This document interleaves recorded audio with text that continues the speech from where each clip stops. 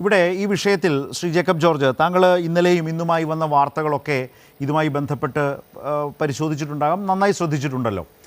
ഇന്ന് നിയമസഭയിൽ ഇതെല്ലാം കടന്നു വന്നു. അപ്പോൾ ഇത് നേരത്തെ പ്രേംകുമാർ പറഞ്ഞ പോലെ മണിക്കൂറുകൾ കൊണ്ട് ഈ വിവാദത്തിൻ്റെ, ഈ വാർത്തയുടെ ആയുസ് നഷ്ടപ്പെടും വിധം ഇതിൻ്റെ പ്രതികരണങ്ങൾ വരുമ്പോൾ ആളുകൾക്ക് മനസ്സിലാവും ഇതിൽ എത്രമാത്രം ഗൗരവമുണ്ട്. ഇതിൽ ആരോപിക്കുന്നത് പോലെ ഏതെങ്കിലും ഒരു സംശയത്തിൻ്റെയോ ഒരു ഇടപെടലിൻ്റെയോ കോഴയുടെയോ രാഷ്ട്രീയ സ്വാധീനം ഉണ്ടോ ഇല്ലയോ എന്നൊക്കെ ആളുകൾക്ക് അതിവേഗം മനസ്സിലാകും. ആ നിലയിൽ മുഖ്യമന്ത്രിയുടേതായാലും മന്ത്രിയുടേതായാലും അതുപോലെ സംസ്ഥാന സെക്രട്ടറിയുടേതായാലും ഒക്കെ പ്രതികരണം ഇന്ന് നമ്മുടെ മുമ്പിലൊക്കെ വന്നിട്ടുണ്ട്. അതോടുകൂടി തന്നെ അവസാനിച്ചു പോയ ഒരു മണിക്കൂറുകൾ മാത്രം ആയുസ്സുണ്ടായിരുന്ന ഒരു ആരോപണ ശ്രമമാണോ, ഒരു പാഴ് ശ്രമമാണോ ഇത്, അതോ അതിനപ്പുറം CPIM പ്രതിരോധത്തിലാവുന്ന എന്തെങ്കിലും ഒരു വക ഇതിനകത്ത് കാണുന്നുണ്ടോ? മൂന്നാമത്തെ കാര്യം, നേരത്തെ പ്രേംകുമാർ പറഞ്ഞതുപോലെ ഇനി അങ്ങോട്ടുള്ള സമയം, ആ സമയത്തൊക്കെ ഇത്തരം പലതും വന്നേക്കാം. അതിന് വസ്തുതകളുടെയും സത്യത്തിൻ്റെയും കണിക പോലും ഉണ്ടാകണമെന്നില്ല.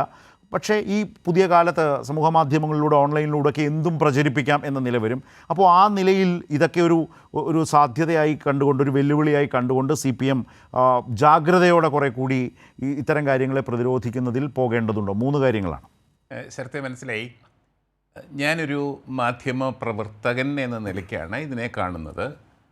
കാരണം നമ്മളൊക്കെ ശരത്തൊക്കെ എനിക്കറിയാം, ശരത്തിനെക്കാട്ടൊക്കെ വളരെ മുമ്പേ തിരുവനന്തപുരത്ത് പത്രപ്രവർത്തനത്തിൽ ഇടപെട്ടിരുന്ന ഒരു പത്രക്കാരനാണ് ഞാൻ. ഒരു വാർത്ത കിട്ടിയാൽ എന്താണ് ചെയ്യേണ്ടത് എന്നുള്ളത് എനിക്കും ഞാൻ അന്ന് ജോലി ചെയ്ത മാതൃഭൂമി പത്രത്തിൻ്റെയും പശ്ചാത്തലത്തിൽ ഒന്ന് പറയാം. അതിനു മുമ്പ് SK സതീഷും ഡോക്ടർ പ്രേംകുമാറും പറഞ്ഞതിനോട് താത്വികമായിട്ട് ഞാൻ യോജിക്കുന്നു.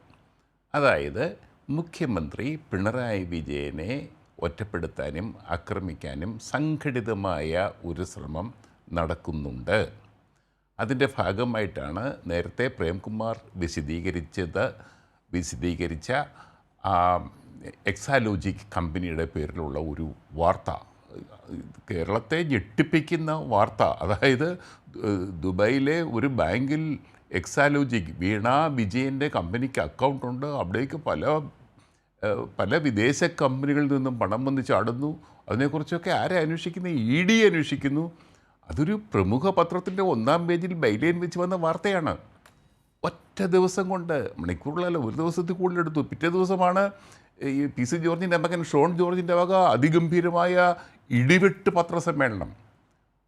ഇതൊക്കെ കേരളം അടങ്ങിപ്പോയില്ലേ? ഒരു മുഖ്യമന്ത്രിയുടെ മകൾക്ക് വേറൊരു അക്കൗണ്ട് ദുബായിൽ, ഭീകരമായ വാർത്ത. ഞാൻ വിചാരിച്ചത് എന്ത് പറ്റി ഇങ്ങനെ? പക്ഷെ മണിക്കൂറുകൾക്കുള്ളിൽ അത് പൊളിഞ്ഞ് പാളിസായിപ്പോയില്ലേ?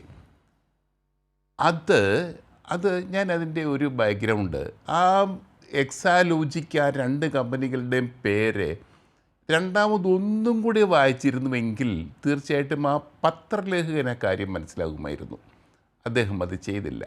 ഞാൻ ജോലി ചെയ്ത മാതൃഭൂമിയിലാണെങ്കിൽ, മാതൃഭൂമി ഞാൻ അഹങ്കരിക്കുകയല്ല, എന്നാൽ അല്പം ഗമയോടുകൂടി തന്നെ പറയാം, ഞാൻ ജോലി ചെയ്യുന്ന സമയത്ത് അങ്ങനെ ഒരു സ്റ്റോറി എൻ്റെ വകയായിട്ടെന്നല്ല ഒരു റിപ്പോർട്ടറുടെ വകയായിട്ടും പോവില്ല. അതുപോലെയാണ് അതിൻ്റെ ആ ഒരു സിസ്റ്റം. നമ്മളൊരു റിപ്പോർട്ട് കൊടുത്താൽ ചീഫ് റിപ്പോർട്ടർക്ക് കൊടുക്കുക, അത് കഴിഞ്ഞ് സ്പെഷ്യൽ കറസ്പോണ്ടൻറ്റ്, അന്ന് P. രാജൻ, NN സത്യവർദ്ധൻ കൊച്ചിയിൽ, P. രാജൻ രാജേട്ടനെ തിരുവനന്തപുരത്തിരിക്കുന്നു, PC സുകുമാരൻ നായരുണ്ട് തിരുവനന്തപുരത്ത്. ഇവരെല്ലാം വായിച്ചു നോക്കി അവരാദ്യം ചോദിക്കുന്നത്, തന്നോട് ആര് പറഞ്ഞോ ഇത്? നമ്മൾ കൊച്ചു പയ്യനാണ്, ചെറുപ്പക്കാരനാണ്. ആരാടോ തന്നോട് ഇത് പറഞ്ഞത്? തനിക്ക് എവിടെ നിന്ന് കിട്ടിയടോ വിവരം? എന്താണ് ഇന്നത്തെ സത്യം? എന്നൊക്കെ 3-4 ചോദ്യങ്ങൾ കഴിയുമ്പോഴത്തേക്ക് നമ്മുടെ ഇടപാട് തീരും. അതുകൊണ്ട് വളരെ സൂക്ഷിച്ച് ഒരു വാർത്ത കൊടുക്കാൻ കഴിയുമായിരുന്നുള്ളൂ അന്ന്. രണ്ടാമത്തെ കാര്യം, K. കരുണാകരൻ. കേരള രാഷ്ട്രീയത്തിൽ ഇതുപോലെ ആക്രമിക്കപ്പെട്ട ഒരു നേതാവ് ഉണ്ടായിട്ടില്ല. അക്രമികളുടെ കൂട്ടത്തിൽ, മാധ്യമപ്രവർത്തകരുടെ കൂട്ടത്തിൽ ഞാനും 1-ാം നമ്പരായിട്ട് തന്നെ ഉണ്ടായിരുന്നു. അതിഗംഭീരമായ സ്റ്റോറി മാതൃഭൂമിയിൽ കൊടുത്തു. അത് കഴിഞ്ഞിട്ടാണ് ഇന്ത്യ ടുഡേ ചെന്നപ്പോഴത്തേക്ക് അയ്യോ ഭയങ്കരമായ അത് ഇടിവെട്ട് സ്റ്റോറികൾ തന്നെ കൊടുത്തിട്ടുണ്ട്. അന്ന് കുറച്ചൊക്കെ അതിനകത്തൊരു ഒരു രാഷ്ട്രീയ കളി ഉണ്ടായിരുന്നു. ആന്റണി വിഭാഗം സൃഷ്ടിച്ചത് ഒരു വശത്തെ K. ആൻ്റണി, പരിശുദ്ധനായ നേതാവ്, മറുവശത്ത് K. കരുണാകരന് എല്ലാ കള്ളത്തരത്തിനും കൂട്ടുനിൽക്കുന്ന ഒരു ഭരണകർത്താവ്. അന്ന് നമ്മുടെ തിരുവനന്തപുരത്തെ ലൂസിയ ഹോട്ടൽ ആ സമയത്താണ് തുറന്നതെന്നോ പ്രവർത്തിച്ചുകൊണ്ടിരുന്നത്. അത് കെ മുരളീധരൻ്റെ ഹോട്ടലല്ലേ എന്നൊക്കെ പറയുമായിരുന്നു. പിന്നീട് ഞാനത് തിരിഞ്ഞു. ഞാൻ കെ കരുണാകരനുമായിട്ട് കൂടുതൽ അടുത്തു. അപ്പോൾ എനിക്ക് കുറച്ചും കൂടെ കാര്യങ്ങൾ വേറെ തരത്തിൽ മനസ്സിലാക്കി. അത് പിന്നെ പോട്ടെ, രാഷ്ട്രീയത്തിൽ അത് വേറെ, രാഷ്ട്രീയവും പത്ര റിപ്പോർട്ടിങ്ങിലും വന്ന മാറ്റങ്ങൾ.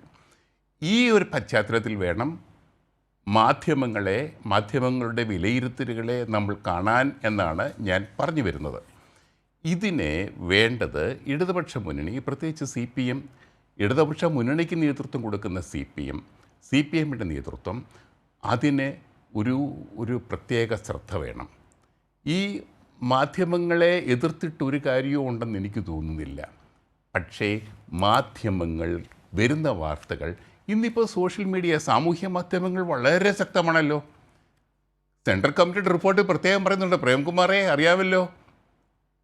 മാധ്യമങ്ങൾ ഇടതുപക്ഷത്തിൻ്റെ, പ്രത്യേകിച്ച് CPMൻ്റെ സോഷ്യൽ മീഡിയ പ്രവർത്തനം അത്ര കണ്ട് വിജയിച്ചില്ല എന്ന് സെൻട്രൽ CCയുടെ റിപ്പോർട്ടിൽ തന്നെ പറയുന്നുണ്ട്.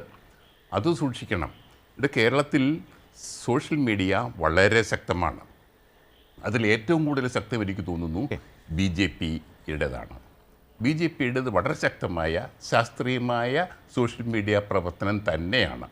കോൺഗ്രസിൻ്റേതും വളരെ ശക്തമാണ്. ഇനിയിപ്പോൾ പൊതുമാധ്യമങ്ങളല്ല കേരളത്തിലെ പ്രധാന മാധ്യമ കേന്ദ്രങ്ങൾ, മറിച്ച് സാമൂഹ്യ മാധ്യമങ്ങളാണ്. ഇത്തരം കാര്യങ്ങളിലൂടെ വേണം കേരളത്തിലെ രാഷ്ട്രീയ പ്രവർത്തനവും രാഷ്ട്രീയ പ്രശ്നങ്ങളെ നേരിടാനുള്ള ഒരു പന്ഥാവും ഉണ്ടാക്കേണ്ടത് എന്ന് തന്നെയാണ് എൻ്റെ അഭിപ്രായം. ശരത്.